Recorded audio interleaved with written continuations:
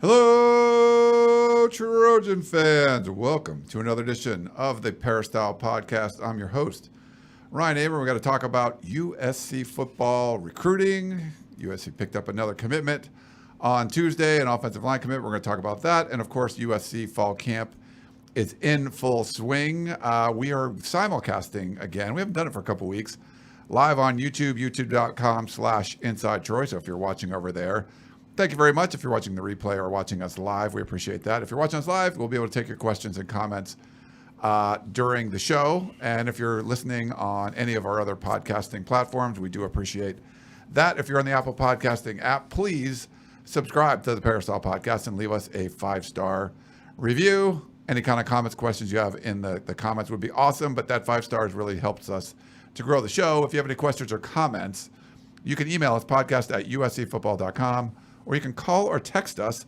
Leave us a text message. You want to do that? That's real easy. Text us over there. 424-254-9141 is the number. Or if you want to just call the old-fashioned way, you pick up the phone, give us a call and say, hey, guys, I want to talk about this. I want to talk about that. Here's my question. We'd love to do all that kind of stuff for you. Just any sort of interaction for the show makes it a lot of fun. And the live simulcasts have been a lot of fun. So I want to bring in my co-host, Chris Trevino. He is here. We're in studio. We just came from practice. We had to put up content from practice, instant analysis, Chris's ghost notes and all that. Now we're sitting down. We chowed down some lunch. It's already late afternoon somehow. I want to take a nap, Ryan. You want to take a nap? Yeah. But I have to do this show for the people. For the people. They want their USC football fix. They do. And we're back in studio. I don't know if you can see. Hold on. If this will show it. Not as good. You can see maybe, yeah. So Chris has the football helmet. I'll show the overhead view. Yeah, there's the helmet right there. Oh, I can put it up for Chris. There you go. You can even lower it a little bit. But yeah, that's we finally got it back. So, former intern Nicole, who congratulations to her. She got a job for a TV station down in Waco, Texas. If you remember, Nicole was helping us out with shows, tunnel visions, and things like that. She's moving on. She got her master's from USC, Annenberg School, broadcast journalism, and she's now going to be on TV down in Waco. She's covering high school. She's covering Baylor. But she had borrowed the helmet. We've had it. It's been gone for a couple months, but we got the helmet back. And we're going to have tunnel vision, full swing going forward. So we're doing Sunday nights. We've got a new Jack, our new intern, is going to be helping us out. So I might be doing a little more hosting and a little less producing of the show. So a lot of exciting things over here. USCfootball.com. I know maybe you guys don't care about it, but if you're not a subscriber, jump in for $1. You can sign up for a month. Couldn't be a better time to do it because right now, Chris, things are heating up. Recruiting and the team. It's crazy everything that's going on right now. Absolutely. Could we get actually a little applause? Because applause? Yeah. Congrats to you. The YouTube channel, 15,000 subscribers. Oh, yes. Thank you. Congrats. If you're on the YouTube, please, hit the little subscribe button, hit the like button on there. Thank you for that. Yeah, we're building up. I hit the 30K on the Twitters like this last month. The Twitters? The Twitters. Yeah, the Twitter thing. I've been doing that a little more. I got my 247 hat on. The Twitters, yes. Yeah. So I don't know. I could get an 18K, tattoo on my calf like you. If you put a different number than the number of followers you had. Okay. And he was tattooed live on the show, by the way. Okay.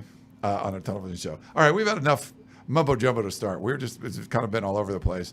Before we jump into everything else, though, I do want to thank Trader Joe's. Have been a great sponsor for us. I think 4 or 5 years now. So such a great partner. I mean, I couldn't ask for anything better. The people over there have been so awesome to us, and I love going in there. And I told you guys last week, I read stuff on the website, and I'm like, that looks interesting. Okay, I told you red bell pepper, garlic, and Parmesan cream cheese spread. And Chris and I talked about the bagel thing and stuff. And so I was going through the store, and I remembered, I'm like, oh, I got to buy the spread. And I found it, like the dairy area, and I bought it. I bought the Trader Joe's bagels. And like every morning for the past 3 mornings, I've like cut up a bagel and made it and put that spread all over it. It's legit. So well worth it. Toast. I like the toasted bagel a little bit. I mean, I don't like it brown, but I mean like dark. Toasted bagel. Slap a whole bunch of that on there. I'm more of a like spread everything evenly, but for that I just kind of like slap, just put it all over it. You go crazy. I went a little crazy. There you go. And it's really good. So make sure you guys go check that out. Okay. We don't usually start off with recruiting. We did instant analysis today. Start off with recruiting. USC had a morning practice at Howard Jones Field, 9 a.m. So we're down there. We get to go in the practice for about a half an hour. Then we go and work somewhere. And we were working with our new intern, Jack, with stuff. And shout out to him. He already edited videos for us, and he's been doing a great job. But then we go back at about 11. They say go back about 11, and that's when practice will end. We get to go in and do the interviews and things like that. Now, they say 11. It didn't end until like 11:40 or something like that. We were a little wrong. But at 11, there was some other, sort of breaking news happening because there was a commitment going to be announced. And I'll put a graphic up, let Chris tell you about it. But it was live on the 24/7 Sports YouTube channel. He made his commitment and worked out well for USC. So, Chris, take it away. Absolutely. And if you don't know what we're talking about, well, USC got a commitment from 3-star interior offensive lineman Alani Noa out of the NorCal Grant Union High School, Sacramento area, number 675 in the 24/7 Sports overall rankings, 24/7 Sports composite, number 50 interior offensive lineman, much higher in the 24/7 Sports rankings, number 26 interior offensive line prospect. He's kind of on that borderline of being a 4-star prospect in our rankings, really high rated 5-star, a highly rated 3-star, right on that verge of 4-star status. 6'4", 330 pounds, just a big mauler. This is a guy that, not a lot of people knew about, in 2021. Brandon Huffman talks about how he went to a Sac State recruiting event, combine thing. No one knew who this guy was, didn't have a single offer. And by the end, he had several Power 5 schools looking at him. So that's the kind of prospect USC's getting, sort of a guy who's really come on late in the recruiting process. But 6'4", 330 pounds. He's mean, Ryan. Go watch his videos. The guy's putting guys on the dirt, pancaking guys, plays right tackle for Grant Union. And he could play right tackle at the next level. Brandon Huffman thinks that he has tackle ability at the next level, but also projects as an interior guy. He has the size and that strength to be a really good interior guard, but also has that athleticism to play tackle. So it's going to be interesting when they get him on campus, see where he kind of lies out. But Ryan, that's 4 offensive line commitments for this class. And I know there was a lot of worry early on. I mean, you still got to maybe try to get in a premier kind of left tackle prospect, but the foundation is really, really nice with this class with, the Polynesian guys, Noah, Michael Benuelos, who's going to be the future center, Amos Talalele, who, can play tackle or looks more comfortable being maybe a guard prospect, and then Tobias Raymond, 6'7", 260 pounds, really good developmental prospect, but really good foundation. Got that O-line secured, kind of going into the season, and then, hey, see what might happen down the line. You win 10 games, maybe you flip a Lucas Simmons, maybe you flip a Francis Malioga, those premier left tackle blue chip guys. And, I'm sure they're going to keep playing for another one. I would assume they're going to sign 5 guys in this class, maybe 6, depending on what happens, but really got a nice foundation, and it's a big pickup. Fifth consecutive recruitment that USC has won, and the second that they've won over Oregon head-to-head. Yeah. And so that's got to feel good, especially for for an offensive lineman. Yeah. Were there 2 offensive linemen against Oregon, or was there? Micah Benuelos was down to USC, Oregon. Yeah. Alani Noa was down to USC and Oregon as well. Yeah.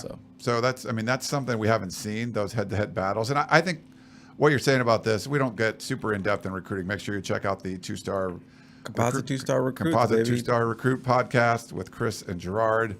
They go like 2.5 hours every week and tons of details and stuff. But just knowing that, like, all right, you were able to get some 5 stars early in the skill position areas, and there was a lot, some of the momentum that you were able to build on that, but it was going to take some actual game footage. Like, what does this team look like on the field? And I feel like, just like you said, you sort of build the foundation with guys that are like the 4 stars or borderline 4-star guys, and then you go out in the field and you start winning, like, oh, this team won 10 games. That changes the recruit. And then, like you said, maybe you flip some guys, but they're not going in where it's like, we've seen this happen in the past where they missed on some of the big guys and they didn't get anybody below them. This is sort of like you're building the base, and then there's potential for, it's like gravy after that, right? You get some really good players, and then if you're able to bring in a 5-star or 2 late, that's sort of like the great, the cherry on top. Right. It always felt like close your ears, the Clay Helton era. They would have to sort of win games to be able to get those guys in the end. Whereas the Lincoln Riley in this class, or this staff, is sort of building the class out going into the season. And, I think we're pretty confident they're going to be a lot better than they were last season. So I don't think that's a huge worry, but It is the difference between maybe being like an 8-4 team to being maybe an 11-win team. And we'll see what the difference is in recruiting, because if you win 11 games, you hold the Pac-12 championship, whatever, you're going to be in contention for some guys at the end, some guys that you were recruiting in the summer that you can kind of circle back with and get on when, everyone wants to jump on. These guys that are in the class now, they're going off the faith of what Lincoln Riley's building, but once it's on the field, and if the results go the way we think they'll go, then I think USC is going to be in a way better position by December, in time that early signing period comes around. For sure. So we're going to get into some of the fall camp stuff too. Just want to let you know, if you're watching live on YouTube, I've pulled up comments, so I'll try to put some comments up on the screen as we're talking. Just bear in mind, I'm hosting and producing the show and doing all this stuff at once, so we'll try to do all that. But it's it's a podcast, and we'll be able to get some questions in that people have emailed in from before, but I will try to take some live questions and comments from people that happen to watch on YouTube right now. But like I mentioned, it was a Tuesday morning practice. We heard from Lincoln Riley and the offensive players. Let me put up a little Lincoln Riley shot right there. I thought, he was sort of brief today, Chris. There wasn't It did seem to be a brief. I mean, maybe they let him go like maybe 10-minute range, but today it was like 7 minutes. Yeah, 6-7 minutes, really brief. It was weird. And maybe it has something to do. Maybe to go call Alani Noa, Sure, they just had a commitment or something like that. But he talked. There was a scrimmage on Sunday night in the Coliseum, and so maybe we can start there with like what sort of thing was going on in the scrimmage. There was tackling. It was live drills. The players and coaches that we talked to, all seemed to be positive. I talked to Kyle McDonald and Zach Hansen, the running backs and tight ends coach, respectively. And, both those position groups, you got a block, you get tackled.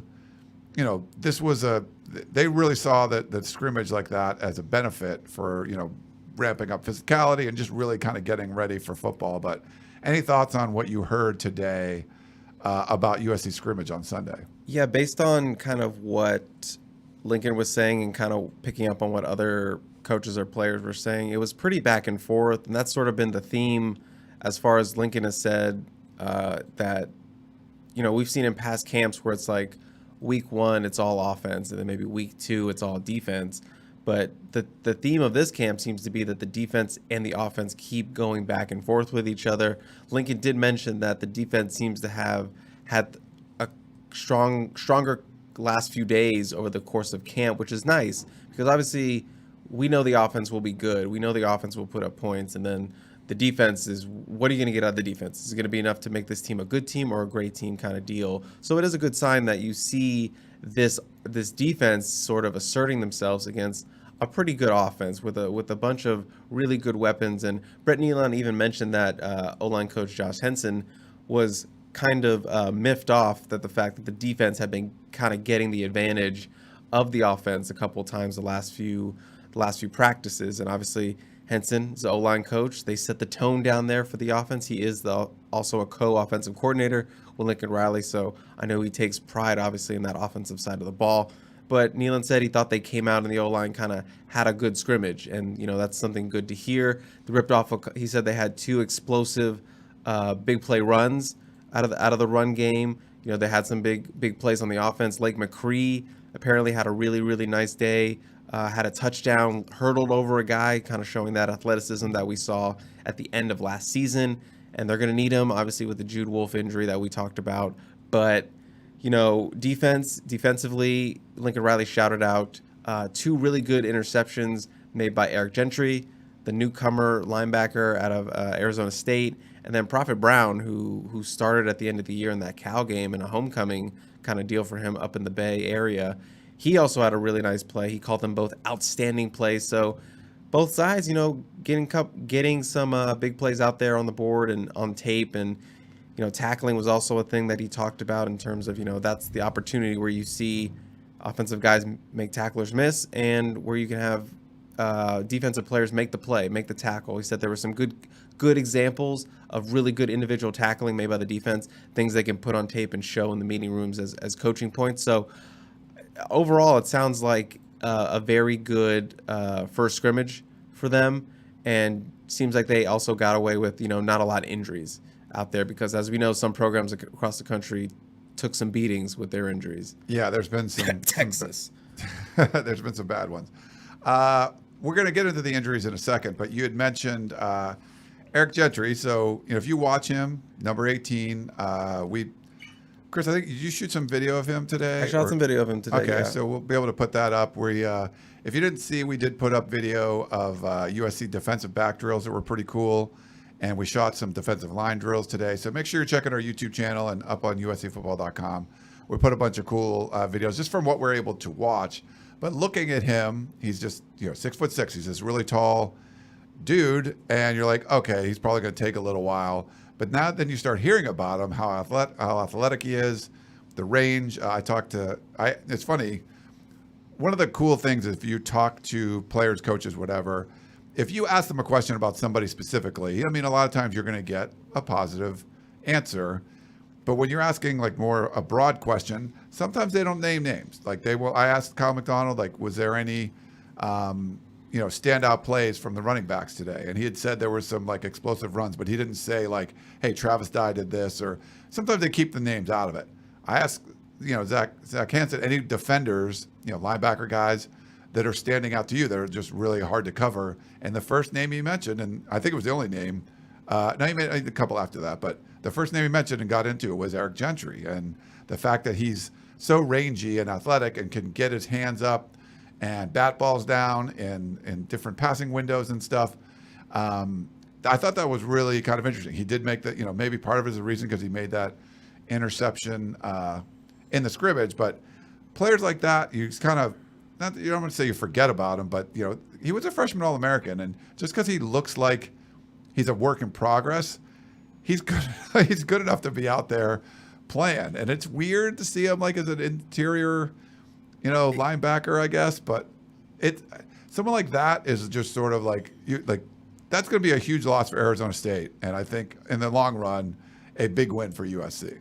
Yeah, he only kind of looks like a work in progress because he's so skinny. Yeah, because you look at him, it's like, oh, you need some weight, and Lincoln Riley has said that like he's going to need to add weight, but he moves well, and he's obviously a freshman All-American, got a lot of snaps last season, so he has experience. So it's an interesting dynamic where, this guy needs weight, but he makes plays. So that's kind of what the deal is. And that length is so unusual for, obviously, if you're on the edge or you're on the line or something, you see that length all the time, but you're not really used to seeing it in space and sort of in the middle of the defense. If you're a tight end, you got a 6'6" guy on you. You're not. It's like, what are we on the hardwood right now? You're like trying to get a rebound. You're not used to that. You don't see like 6'6" secondary players or middle linebackers. Those guys are usually right there on the front or on the edge. But so that's sort of that unique body type, and I'm interested to see how that goes in season. So long, I'm worried that he's good in coverage, but I'm just worried Pac-12 refs are gonna flag him all day Oh. for that long wingspan. Yeah, we'll see. But yeah, it's good to see him out there. He was in a yellow jersey, and he's back not in a yellow jersey. Yeah, he had it for one practice in the Coliseum, I believe. So Yeah. just been monitoring that, but he's been out of it. Romello Height's the one who's been in the yellow non-contact. But yeah, it just seems like Gentry's starting to get it. He's starting to make his way up the depth chart. We expected him to start low just because he wasn't here in the spring. Obviously, he has to learn the scheme. Got to get up to speed. Seems like he's getting up to speed. Lincoln said as much. You know, you're starting to see him make less mistakes, starting to understand it more. So I would say this next final week of camp is big for him going into, prep week. And right now I would say he's a pretty safe bet to be on the 2 deep right now if he keeps progressing the way he is. Yeah, I would agree with that. You mentioned Romello Height. I filmed a little bit or took some pictures today of the rush ends, and it's a small group. You feel bad for Roy Manning because there's just not a lot of dudes over there. Don't feel bad for Roy Manning. He was having fun out there today. He was having a good time. He was trying to do the oh my God, the thing where you're trying to throw the ball into the bucket or whatever. Yeah, he was having fun there at the beginning of practice. Yeah, I think he'll be okay. So usually like when the quarterbacks are sort of like doing nothing or whatever, like some of the coaches, they will throw from one side of the field to the other. They were on Brian Kennedy Field, so it's a shorter field. Sometimes they're trying to hit the crossbar of the goalpost. Sometimes it's a trash can in the middle of the corner. But Roy Manning, I mean, I took some pictures of him as he's throwing and like posing and stuff. So he was definitely having a good time. I guess he had a little more free time. He just didn't have as many players to coach today. But, still no Corey Foreman. Just disappointing to see him, out there not being able to participate. And but they're kind of thin at that rush end spot right now. But maybe, Chris, if you want to give like an overall injury update, and we can let everybody know what's going on.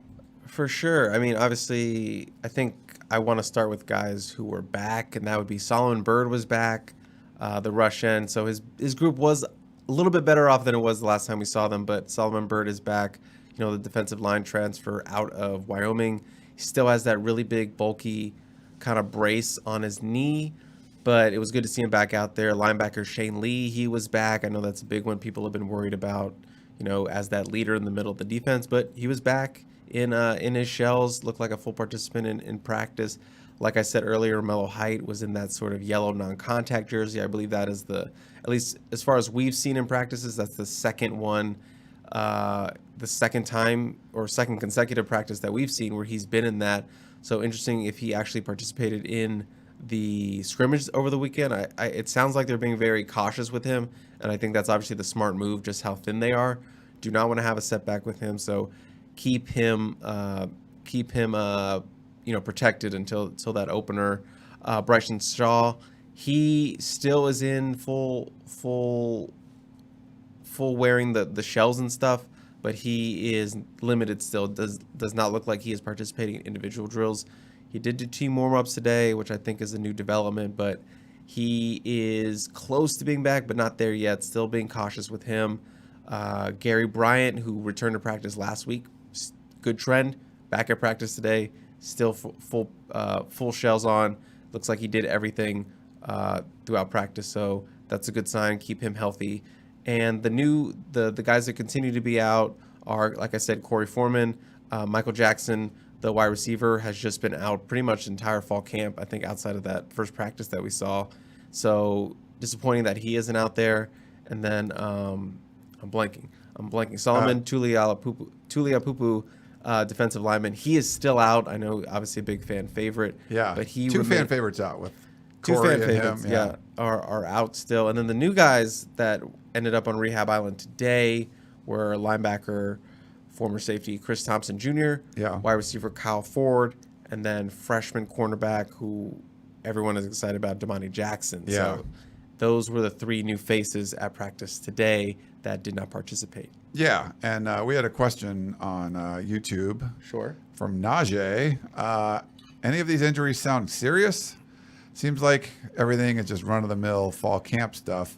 I mean, the Jude Wolf one, we know he's going to miss, Oh, speaking of, Josh Fowler was also out as well. Yes, Josh Fowler. That's he was new also, I think, right? He was new also, yes. Yeah. I mean, we'll probably talk a little about the tight ends, or we'll do it now. But yes, Jude Wolf is the only kind of real, serious one that seems to be out there right now. The others just seem like kind of like minor things in terms of maybe it's a concussion, maybe it's just like a little bit of a twist at something, and they just want to hold him out to be precautious. Because they all seemed kind of fine on the sideline. It didn't look too serious or anything like that. No one was like limping or anything, or had any sort of are you doing the smash the like button thing? Yeah. So no one really. It didn't seem. None of the injuries seemed like that. So that kind of deal. So I right now I wouldn't say anything is sort of serious outside of Jude, who is going to have a procedure surgery done. Yeah. That's the most serious one we've seen. And then the Corey one is just sort of a mystery, as they are with all of them. But Corey's the one that's kind of like, what's going on there? Right. So Corey, we would watch him doing like kind of pass rush drills on the sidelines. Shadow rushing. Yeah, things like that. Sitting there in his jersey. I don't know. I couldn't tell that there was anything like wrong, but he was being held out. So we're just not sure at this point what's going on with that, which, there was some optimism there and the progress he made late in spring. And hopefully the injury won't keep him out too long, because he's definitely someone that we get asked about a lot, and the coaches get asked about a lot. And yes, we didn't get any injury updates from Lincoln Riley today. They, like I said, the sports information staff cut him off after I think only like 5 or 6 questions or whatever. Yeah. It wasn't that long. He's pretty stingy with injury updates. Yeah, he doesn't like to talk about that much. Really give much. Even if you do ask him, he's like, nicks and bruises. Yeah, a little bit of this, Nicks and bruises. a little bit of that. All right, so we got the injuries, talking about Eric Gentry and stuff. You got to talk to Jordan Addison today. I did. I was there. Lincoln Riley was asked about Jordan Addison and how he could be used. He talked about this is really only 10 practices. This was his 10th overall practice for USC. So any insights on number 3? We didn't get to hear from Caleb Williams today. He was supposed to talk, but he had some kind of academic obligation. But Jordan Addison had a big group around him. Chris was right in there with him. What was going on there? Yeah, I believe the question asked to Lincoln was, just having a guy of that caliber, does it allow you to sort of kind of get more creative, obviously, because you have this really great weapon to use? And he said, yeah, absolutely. But also they're still trying to learn him. They're still learning his ways, or his intricacies. They're still trying to get used to him and kind of implement him to the offense as it currently stands. So I think that creative stuff you'll see a little bit as the season goes on. You kind of figure out more how to use him and utilize him the best way in that offense. And, for Jordan, he came out and said, kind of the things that he's working on is sort of keeping his energy high, because this is fall camp, Ryan. This is a grind. It's a grind for us, but it's a real grind for the players and such, because you got to get up early now. You got early practices. You got to lift. You got some night practices. You got some morning practices. You're not getting into that routine, Yeah, so it's like you got a lot of things to do, and it's hot out. All these kind of things. Learning a new offense, all this stuff. And, he said he's been working on sort of maintaining that high energy, keeping that competitiveness high. So I think that's sort of the big thing he wanted to convey to us as the media. But, he was cool. He was chill. He was laid back, answering our questions.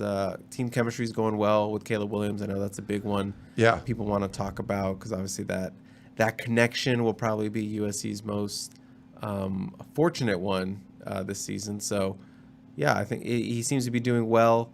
Was happy with the scrimmage, kind of everyone working together in the offense, blocking, wide receivers blocking, running backs making big runs, stuff like that. So he had good things to say about the scrimmage and liked what he saw from the offense. Yeah, it seems like the chemistry between Williams and Addison is great. And that's good to see. And it's funny when Lincoln Riley gets asked about Caleb Williams, he usually mentions Miller Moss soon afterwards. Just so I think he's been impressed with what he's seen there. But Lincoln Riley was talking about all the additions to the team. Of course, from last year, the roster has completely been turned over, and what we saw in the spring was close. But then they've there was a bunch of guys that were out. There's a whole bunch of new additions that came in after the spring. You got to do it again. Yeah, it's sort of like, well, I felt the chemistry was good in the spring. And then it's like, well, what's going to happen in the fall? You've had these new players. Like, if that wide receiver room is great, even though you've had these veteran guys that have been around the program, some of the best receivers in the Pac-12 coming in, the best receiver from Oklahoma coming in, and they still seem to get along really well. Well, then you go let's go bring in the Biletnikoff Award winner and see how could that upset the chemistry. And we try to ask fair questions as much as we can.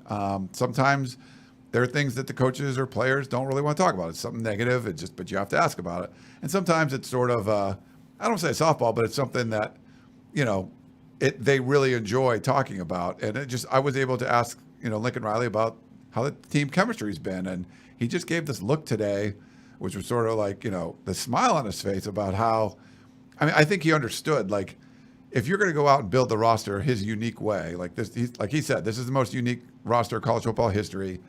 There are risks associated with that. Even if every player you bring in is a great player on the field and a great person off it, you still have to make it all work with these other players. I mean, just you have two great people that just don't get along sometimes. Like that just happens every once in a while. So he seemed genuinely happy about the team chemistry, and I felt him. He didn't say this, but you kind of felt him wanting to say, like, I've not been around a team that was this close before, or something like that. It sounded like he. You know what I mean? I was re-listening to it. It sounded like he was going to say that, but then he sort of kind of switched off to a different kind of point. But it did sound like he was about to say that. He would have got roasted if he said something like that. Yeah, he probably was like. And you don't need. It's hard to compare teams, whatever. But the fact that in his mind, this team gets along. You have the players that were left over that, and they weren't just.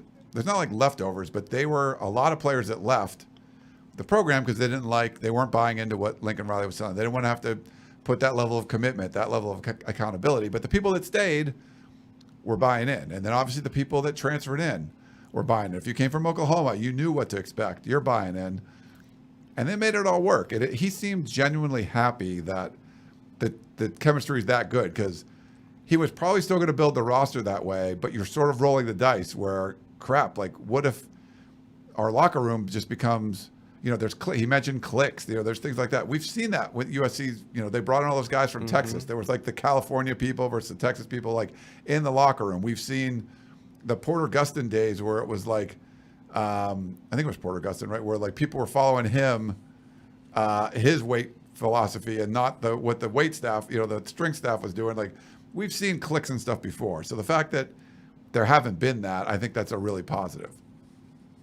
Absolutely. And you can kind of see that chemistry and how much these guys like each other just by watching small interactions. Like the Coliseum practice, we saw Mario Williams, I believe it was, kind of teasing Eric Gentry for wearing the yellow jersey. That's something you observed, and I saw it as well. But those are two new guys. Gentry hasn't been here that long. He's been here in the summer, and to have Mario Williams already like being comfortable enough to like tease him a little bit and have fun like that just shows how fast this chemistry has developed for the new guys.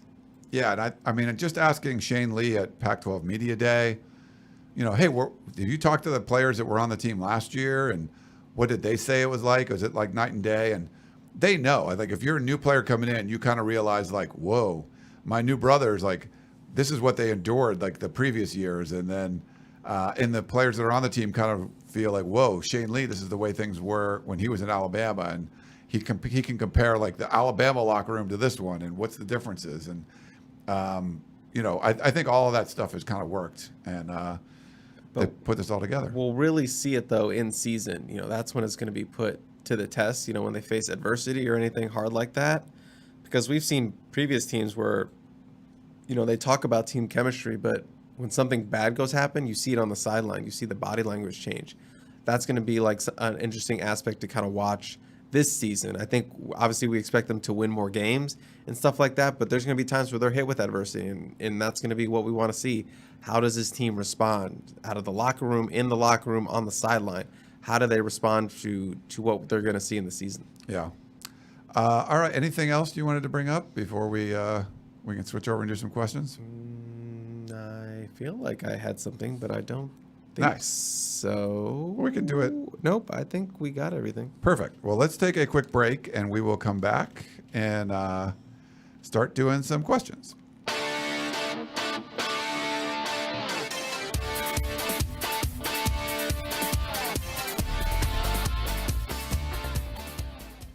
All right, we're back here on the Peristyle Podcast and wanted to get to some email questions, and we'll try to take some more questions from the chat.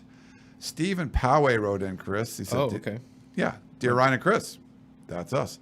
I've seen some photos of Josh Follow in practice, and it looks like he's back. I know Ryan's been a big fan of number 83 since at least 2017, and so have I, but he has kind of disappeared. Do you think this is finally the year that we get to see his full potential?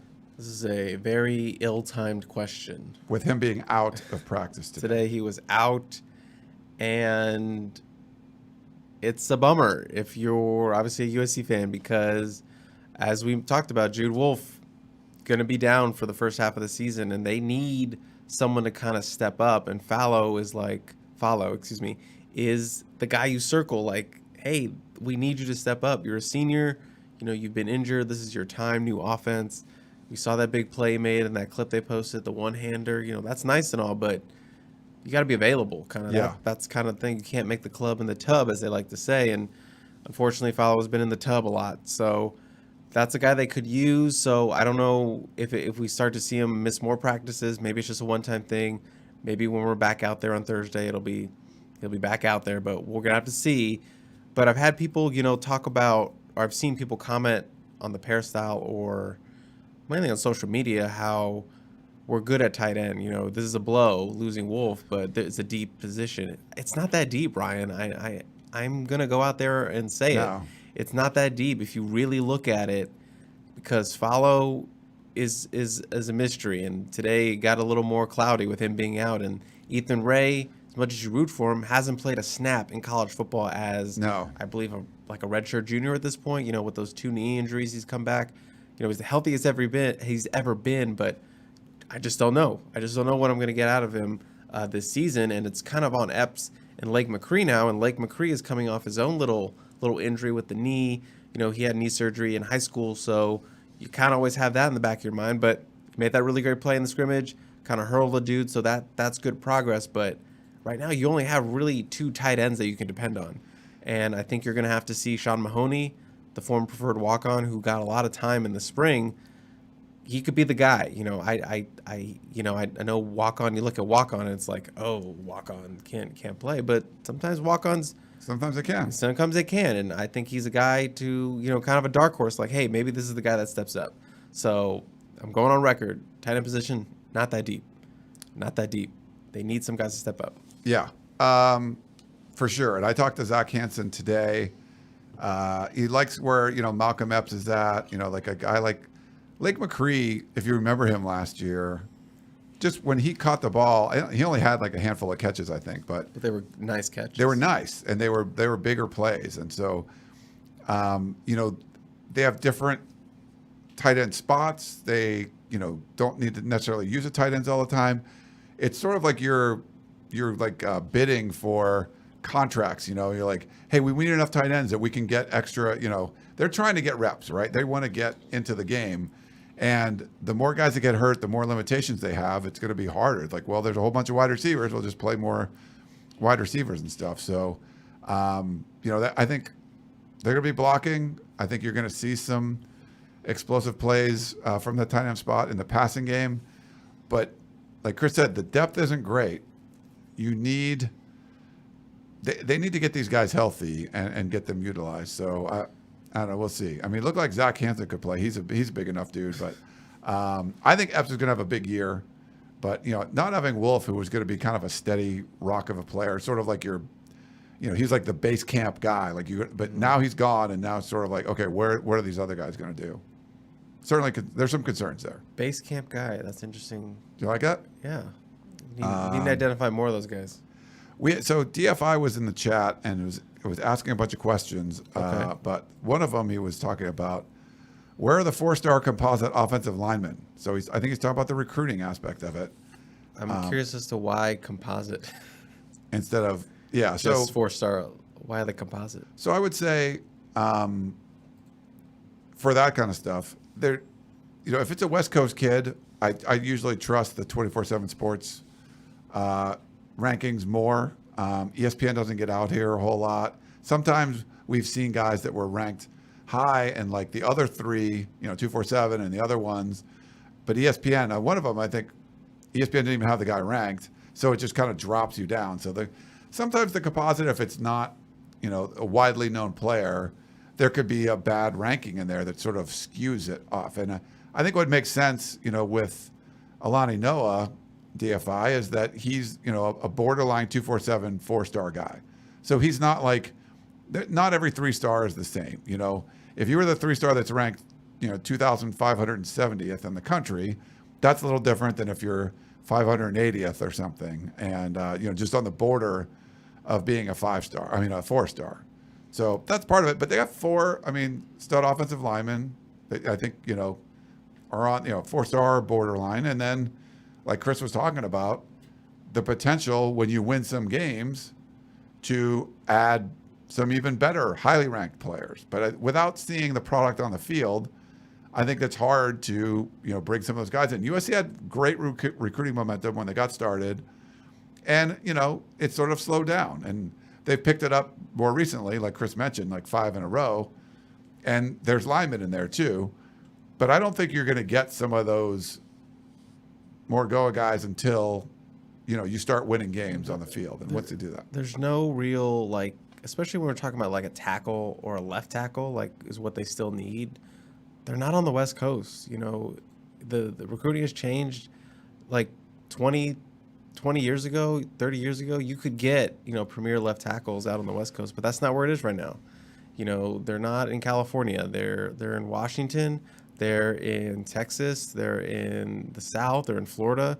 So that's where USC kind of has to recruit now. And obviously recruiting nationally is obviously a lot tougher for any school, to pull a guy out of a territory or a backyard or when they have another blue blood there is tough. You're pulling out guys away from Florida, Florida State, Miami, who's really hot right now. In the age of NIL, it's tougher. And that'll change and USC will grow and adapt. But if you lock up these guys on the West Coast that that you trust your evaluation, you trust, Josh Henson in that room kind of saying, this is what I like about him, this is what I can do with him. I like him, let's take him. If they're given the green light, I think that you as a USC fan, that's all you have to do. You have to be on board with. Because I know there's plenty of trolls, and I've said this multiple times on the composite and on this show, Ryan, about people that cry about 3-star prospects. USC is not just recruiting 3-star prospects. They are going to go after the best. You saw them take shots for Lucas Simmons, for Francis Mauigogoa, and they're still going to go after those guys. But you still have to build a class. You can't just wait around. No. Because if you do that, it's going to be a disaster. And they already built their foundation. And I say this a lot. Recruiting offensive linemen is all about projection. You could have a 3-star lineman that you recruit, or even a 2-star lineman, and they're a 4-star guy by the time they leave, or a 5-star guy by the time they leave. Ryan, there are countless guys in the NFL draft who were offensive linemen that were unranked, or they were playing tight end, or they were a 2-star guy, or whatever. Yeah, they might be 230 pounds when they were recruited, and then by the time they graduate, they're 6'6" and 310, and they're a stud. You just have to look at it. Trust your evaluations. Trust when you're looking at him in person, like, oh, look at his joints. I know he's going to grow 2 more inches. Or look at that frame. We can put 50 more pounds on this guy. Is he mean? Does he have does he have athleticism? Yeah. Does he have footwork? Is there bad weight on him? These are the questions you should be asking when you're looking at these guys. And a lot of these guys in this class, they have athleticism and they're mean SOBs. And I think that's what you take all day when you're recruiting those offensive linemen. And Josh Henson has a track record with developing these guys. So you just got to trust him at this point.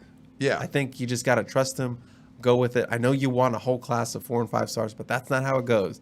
That's not how it goes. So if this was a class of like Lucas Simmons and these guys, everyone would not be complaining. Right. But you still want that premier left tackle, and they're still going to go after a premier left tackle. But this is an outstanding start to an offensive line class. And I feel bad for USC fans because you haven't seen a lot of like the Chad Wheelers out there that came in at like 250, played some defensive end and tight end, and then become like an NFL offensive lineman, and they develop over time. It's basically USC would bring in the Tyron Smith kind of guy that just looks like a dude right when he gets on campus. Khalil, those guys. Matt Khalil is 6'7", like dudes like that you just know are good. That's what USC fans are used to, just because they haven't been able to take other people and develop them.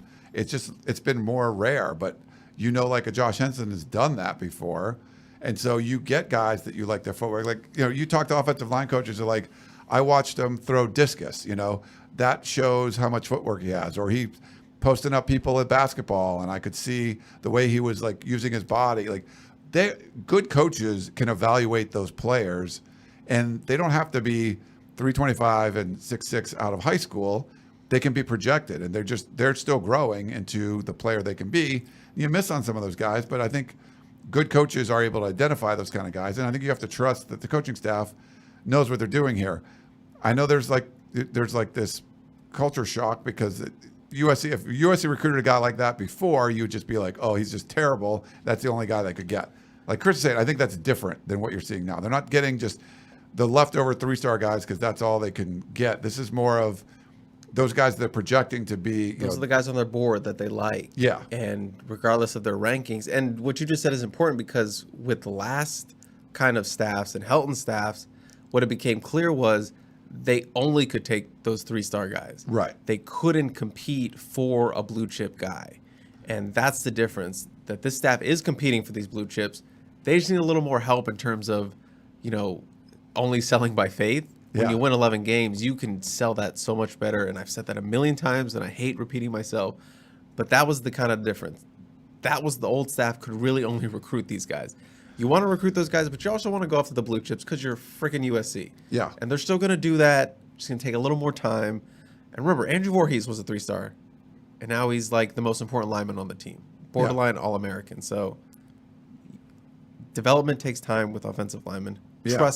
Trust your evaluations. DFI still doesn't seem very happy in the chat, but sorry, man. Did he say why composite? I don't know, but there's a lot of chat stuff going on. I'm trying to do the show, but hopefully that's it. We did our best to answer your question, DFI. I hope that's satisfying for you. We got an email from Jim. He actually wrote in, I guess, before and didn't get his question answered, but he has questions for both podcasts. Like, try to put it to one because it's hard to really do for both. But the first question is, what are the 2 greatest strengths of USC recruiting and the greatest weaknesses? And please go beyond offensive and defensive line recruiting, as that's obvious at this point. I don't know. If you're talking about strengths, I mean, I would think about the recruiting process in general, not a position. Yeah, is he talking about positions, or is he talking about just how the staff is? Yeah, I mean, maybe he's saying that he's assuming that the line recruiting is a weakness, but if you're just in general, I think USC, the tradition that USC has is certainly a strength. It's the most NFL Hall of Famers. It's all the number 1 draft picks. It's the Heismans and the Rose Bowls and all that kind of stuff. You're a blue blood program, and that's a huge, huge draw. That's what big time. One of the strengths that I would say. I would say strength, just going out of the box, is they have one of the best closer head coaches there is. Yeah. In terms of Lincoln Riley. I can't tell you how many kids I've talked to where they've said, I couldn't believe I was talking to Lincoln Riley, or I was stunned. I was thinking of Lincoln Riley, or I was in his office. I was like, can't believe I'm here. Can't know how many quotes I get of that. Lincoln Riley is a name in college football, and that's a guy who's a closer in college football. His name has weight, it has cachet. You can even call him by Lincoln and people know what you're talking about, so I think that's the strength, that they have a sort of A1 recruiter in a head coach who can go out and recruit alongside Dennis Simmons or Josh Henson or whoever. He's a guy who can throw his name behind a recruitment to help out. Yeah. And he's on the phone, he's making calls, he's making texts. He's like an assistant grinding out there. So I think that's sort of a strength of the staff, is having your head coach just as grinding as your assistants. Yeah, 100%. And on the weakness side, I have 2 quick ones for you. I mean, one I'd say is just like Chris said, you can only sell faith so much. They don't have there's no track record at USC. This is it's a really good staff. They've put a great roster together. But if you're recruiting today, you can't say, remember last year how we beat the crap out of Rice? They haven't done that yet. So then you can, hopefully in a couple weeks you can show, oh, we beat the crap out of Rice, or beat the crap out of Stanford. hey, went on the road and beat Oregon State. Like, if you're like 4-0, that's kind of now you're eliminating one of these weaknesses. But right now, not having any games is one of them. And I'd say NIL, they're trying to do stuff with that, with Boulevard and all that. But right now, they're behind on the NIL games. There's just no other way to put it. Like, there's other programs that are able to somehow get money to prospects to go to their school that USC's not been doing. So they need to use their strengths to get people to USC. But as far as just like doing what Texas A&M is doing, or Louisville, or Tennessee, or Miami, they're not doing that. And if that becomes the norm, I would say that's a weakness for USC right now. But any thoughts on that, Chris? I think you hit on those, and just sort of going back to the faith-based stuff, faith-based recruiting. Sounds like we're talking about a religion or something. Yes. But faith-based recruiting. It's like the kids, and obviously we talk about track record because Lincoln obviously has a track record, but kids weren't there at those Oklahoma games. The cycle of kids now, they weren't there. But you know where some of them were? They were in the Coliseum when USC was getting their shit kicked in by Stanford. Those are the games they remember. Yes. They were in the Coliseum. These West Coast kids, that's saw what a lot of losses. They saw a lot of stuff like that. So their parents saw a lot of stuff like that. So even though Lincoln and them have track records and they put guys in the NFL, it's sort of like human nature. You kind of want to see it for yourself, up close and personal, and that's going to change. Just wait. Just wait like a couple more weeks. You're going to see it. Yeah, you'll be able to see it. That'll take the weakness away. And we'll see about the NIL stuff. His second question, what were, in your opinion, the two greatest culture problems with USC football when Lincoln Riley arrived? Please go beyond losing, as losing is a symptom, not the illness. Thanks for Jim's asking questions and then telling you what not to answer to the question. Yeah, he's laying it down on you, Ryan. Yeah, this one's for you. Here, I want you to answer this question, but don't answer it this way. This one's for you. Okay. This one's for me? Yeah, it says, question for Ryan. Losing, man. Losing. No, I'm just kidding. Jim. Accountability. That's the word that comes up the most. I think, it was a discipline problem for sure. And the analogy you use is sort of like, there's certain kids where their parents are more like this laissez-faire attitude, and they don't, they're not really big into parenting and discipline. And if the kid wants to eat cookies for dinner, like, what was that? No, it wasn't Eddie Murphy. The one that chocolate cake one. Why am I blank on his name? Chocolate cake? What was who's the Jello? Why the Bill Cosby. Bill Cosby. Oh my God, I couldn't think of Bill Cosby's name. How could I not think of Bill Cosby's name? Because he's the worst.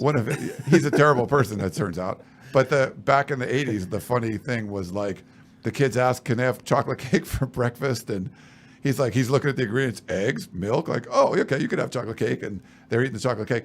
If that's what your parents are doing, it's great, and you can stay out as late as you want. You go, smoke in the backyard if you want to, and your parents don't say anything. After a while, like, kids sort of like crave that discipline. Like, I need to be told what to do sometimes. And I really felt like that was happening. And a lot of the players that stayed were sort of craving that discipline. They needed someone to not just be their buddy and everything that happened and say everything's good. And, some of the stories I think John Jackson told this story. So John Jackson the third's dad, who's, he's a number 80 on the team. We did an event for like the Trojans Coaches Club or something. Like Sean Cody was there speaking, I was speaking, and JJ was speaking, and they had lost some game. Clay Helton era, I forget which it was. It might have been Stanford early on or something. And John Jackson was sort of like, you would think that the team got chewed out, and instead everybody got free shoes. So that was Clay Helton's answer to them losing the game. He was like, we're all getting free shoes, and his son, I guess, gave it to his dad. He was sort of hoping like, oh, lose more games. I want to get more free swag and stuff. But that's the kind of stuff that was happening. So I think the overall discipline of the program was poor. It wasn't run by someone that was in charge. There's alphas. If in every walk of life, you're going to see someone, whatever it is, if it's digging a ditch, if it's, investing in the stock market, there's people that are alphas. They like that guy or that girl, whoever, they know what the hell they're doing. Like, they figured it out. And even, if there's something a little bit wrong, they know what's wrong, they fix it. And you just never got that impression from Clay Helton that he knew what was going on. He sort of like had some plan, and they would just follow the plan. And it doesn't matter if you got way off course and things were like nosediving, they were circling the drain. Well, week 3, we do this, so we're going to keep doing that. Like ignoring the fact that the plane you're on is crashing and on fire. Be like, well, it's time for the seatbelt check now, so let's go do that. You felt like he was just following the directions that they set up in the beginning of the year, and it really didn't matter what happened. And they weren't reacting to, sometimes you have to add, you need to change things up. You need to do something different. Lincoln Riley's already changing practice times, doing things different. Clay never did any of that stuff. So long answer. I mean, the symptom was losing. That was, they were losing, but I think it was because of all this other culture stuff with the discipline and just like an overall, like the great leadership skills. I just don't think we're there. And when you don't have a great leader that's kind of fixing, you got to fix a lot of problems. Like I'm the publisher of the site. I have to oversee everything, and I'm seeing what people are doing. And if I see something a little bit wrong, you kind of direct people in the right way. If I don't know what I'm doing, and then they can kind of go off in the wrong way, and and you need help, you need feedback from them too. But you just have to be a great organization. You really have to have great leadership, and I think that's what was seriously lacking from last several years. That was a lot. Sorry. Well done. I kept going on that. That was like a rant. I could have done without the Bill Cosby reference, but I'm so sorry. Yeah. But well done. It was a funny bit back then. Right. I couldn't remember his name, so maybe that's good. I guess. But just a bad person. Sure. I think he got let out of jail or something. All right. This is. I don't know, whatever. But all right. Thanks for that one. And then we have one last one from Calgary. Andy in Calgary. Alberta. We love our friends to the north. I asked the question before when Lincoln Riley was named coach if season ticket sales jumped. Wondering the same after the Big Ten announcement. Thanks and fight on, Andy. Ticket sales did jump. For Lincoln Riley. I don't know. I could ask about the Big Ten. I don't think that's going to be an immediate impact on ticket sales today. I think it's long-term. It's a good thing. You're going to see ticket sales be higher when you're going to sell more tickets if Iowa's coming to the Coliseum versus Washington State, just from opponents. There'll be more people coming. But I haven't heard anything like recently for that. But I think in the long term, yes, it's going to help ticket sales. But the biggest thing lately was Lincoln Riley. That's made everything. Any thoughts on that, Chris? No, I'm not a ticket sale guy. Not a ticket sale guy. Like we've seen a huge jump in our subscriptions, our views, all this stuff. By the way, we got like 270 people watching live right now in the afternoon, Chris. So are you going to go take a nap? Question if they have jobs or whatever? Be taking a nap. Yeah, because I want to take a nap. I do too. It's been kind of a long day. Let me check. Anything else, Chris? I want to check and see if there's any other questions in here we can jump to. But I think that's probably going to do it here. It's been a long day already. We were at USC early. We just haven't stopped going with things. But hopefully you guys enjoyed this. We do appreciate everyone that was watching live on YouTube. Tons of videos going up on our YouTube channel, youtube.com/InsideTroy. Interviews, instant analysis, podcasts like this, tunnel vision, lots of shows. So, we're having a lot of fun with it. We put up like Lincoln Riley's video from today too. So trying to get you guys some cool stuff, but the meat of it obviously is over at uscfootball.com. So make sure you go check that out. If you're not a subscriber, I know there's a couple of people in the chat said they just became subscribers. So thank you very much for that. We really do appreciate it. That's how we make investments and hire more people and, do stuff like this in the studio, is just because we get a lot of people subscribing, a lot of people supporting the site. And I'm always ready to reinvest into it and make new hires and just bring you guys the best content absolutely possible. So thank you guys so much. For Chris Trevino, I am Ryan Abraham. Hope you enjoyed the show, and we will talk to you next time. Nap time.